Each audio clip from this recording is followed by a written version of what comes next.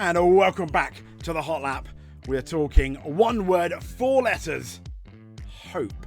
At least that's something that the Ferrari team may have after an absolutely fabulous Ferrari Friday with Charles Leclerc topping both times. Hope for Lewis's fans, hope for Charles' fans, hope for Ferrari. Let's get into it, shall we?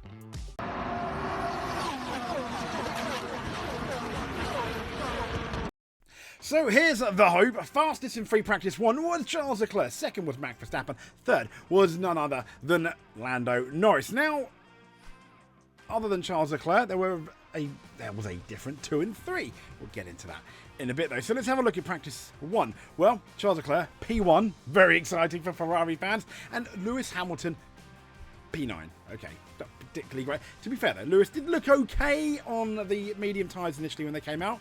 He was faster than Verstappen when they came out. So he's got to be happier with the car than he has been at some races so far this year. But let's talk about the beginning. And to be fair, what a comeback it was from a certain Charles Leclerc. Simply because of the photo you have Charles Leclerc and Lance Stroll. So Charles Leclerc basically ran into Lance Stroll, but there is more to it than that, and let's have a look at the video, shall we? Here we go. Leclerc and Stroll. This is from TikTok. Leclerc there. He's like, okay, I'm going, and then Stroll, literally, I mean, yeah. That is the definition of why you end up learning emergency braking in your driving classes, because Stroll, to be fair, he couldn't really see Leclerc, but it was still a kind of silly, and Lance Stroll has a 1-place grid penalty. Here it is from above. I mean, could Leclerc have avoided it? Maybe. Should Lance have done it? Maybe.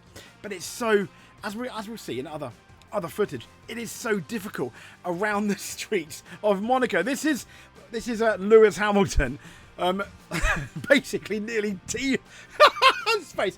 This is Lewis Hamilton nearly T-boning one of the Mercedes. This is the actual footage here. Look, way right over there, and he bounces way off the ground. He gets some decent airtime when you have a look at it again. Here we go. Good donk.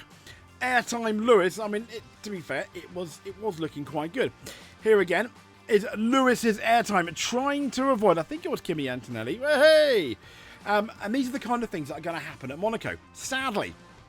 So, practice 2. Let's get into practice 2, because practice 2 meant a lot more because it's Monaco.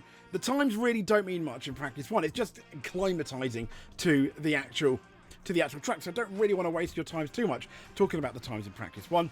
The circuit ramps up a lot, as it did in practice number 2, with, yes, a familiar man up front, yes, a McLaren man in the top 3 as well, but this time second in Oscar Piastri, in spite of T-boning Saint-Devote, which we'll get into, and obviously Lewis Hamilton third. I mean, this is the best Ferrari has looked for a while. Now, I'll go all the way down to your classification with Charles Leclerc in first. Oscar Piastri, 38 hundredths down. Just over a tenth down was Lewis Hamilton. Next up, Lando Norris, 3 tenths down. Liam Lawson and Isaac Hadjar. Liam Lawson, 5th. Well done, Liam. Just shy of half a second, along with his teammate. Fernando Alonso in 7th, looking good. Alexander Albon, who was looking good in practice 1 and in the top 10 in practice 2. Kimi Antonelli 9th, Max Verstappen 10th. George Russell, doing his usual struggling. What's interesting is Kimi and Max only a few thousandths apart, but I don't think Max got a decent lap, and he was getting blocked left, right and centre.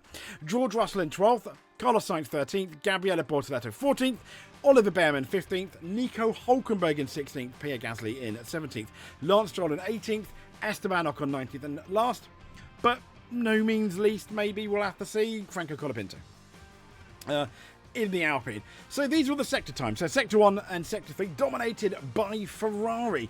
They're the sort of fastest sectors. And then you've got the slow corner sectors, very much McLaren, albeit in sector 3, but McLaren in terms of their rankings was like 1,000ths off. But when we have a look at the ideal, there's obviously the ideal lap by Leclerc was a 71.244, and the ideal lap really was Norris and Piastri just a tenth off, with then Lewis Hamilton very much in 4th. Now what's interesting here, when you look at the ideal laps, is you've got Lewis Hamilton a couple of tenths off here, Leclerc, and then you have almost like a 3.5 tenth gap, to which is Liam Lawson, who's nearly 6 tenths off, along with Alonso and Hadjar. no Verstappen there, which kind of means Red Bull, it was weird. For the first time, he looked good in practice 1. He was up there in second. He was looking good. Yes, he didn't get a fast lap in, but there's no Verstappen that features in the top 10. Tsunoda featuring in the top 8. I don't think that's, you need to worry with Red Bull. Once again, it's one of these teams that overnight do the absolute hard work. So this is the optimal practice 2 fastest lap, which was a 1:11.244. Optimal, we're talking optimal. Okay, so Leclerc, and then it was Norris, Piastri, and kind of like Hamilton, as we said. This is in a slightly different order, with Verstappen all the way down 8/10, which is not great. Tsunoda, about a half a tenth faster. Once again, caveat: Verstappen didn't get a hot lap in, but I think there's going to be slightly concerned. And this is an example. This is one of the many examples of people not getting a decent lap in. This is Max Verstappen and everyone's favourite Argentinian at the moment, Franco Colapinto, who parks it on the apex almost, and Max Verstappen gives him a round of applause there. Let's have a look again. So Max Verstappen coming. To be fair, Colapinto, his team need to be the ones talking to him. But there, he's so slow on the apex as well. He's right there. He's not even out of the way. And then Max is like, well, I can't, at this point, I can't go anywhere. I've got to slam on the brakes. And I'm going to go, thumbs up, mate. Yeah, well done. Clap, clap, clap. Very, very good.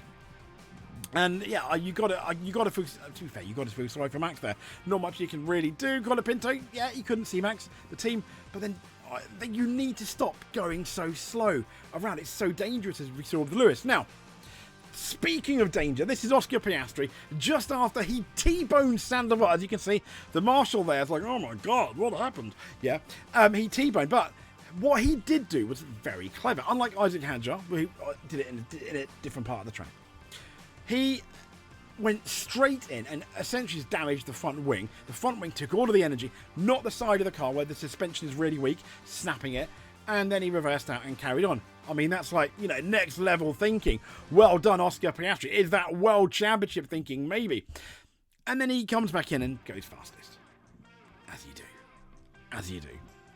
So, moving on from the as you do to Hadjar bringing out the red flag, as you can see. Yes. Yep, they still have oversized cotton reels for wheels.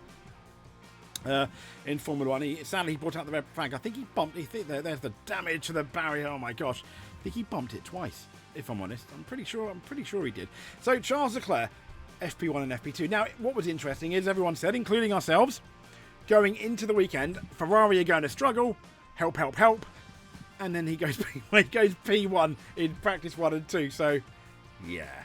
Okay, this was Oliver Bearman receiving a 10-place grid penalty drop. Our last story of the day. Why did he receive a penalty drop? Red flag came out. I think it was for Hadjar, and then he decided to overtake someone. And it wasn't a case of the red flag come out who's about to overtake someone, just bad timing, like the red flag coming out in qualifying last time out. No. He shouldn't have done it. He had every opportunity not to. Silly boy. Silly boy. So that's the big news coming out of practice number 1 and 2. Our F1 Friday. Who's looking good? Well, Ferrari are looking good. We know that Max Verstappen is going to be better. He didn't get that good run. Red Bull are going to work on the car, and they always find tenths and tenths of a second, if not more. Having said that, it's a lot better seeing Ferrari up there than not, for example, and struggling.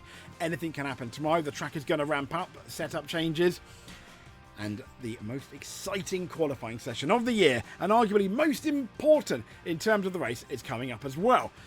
And if you like what you see, give us a subscribe. That will make us very, very happy. If you want to hit that subscribe button, if you don't, I completely understand. If you are already a subscriber though, and you want to do a bit more, other than just watching it, which is enough for us, hit that like button. Comment below. Let us know what you think. Let us know who you think is going to be on pole. You've got to wonder, Leclerc is looking good. You can't discount Verstappen or either of the McLarens. And George Russell sometimes seemingly finds speed out of nowhere. But until then, we'll speak to you soon. Thanks for watching, but above all else, stay safe.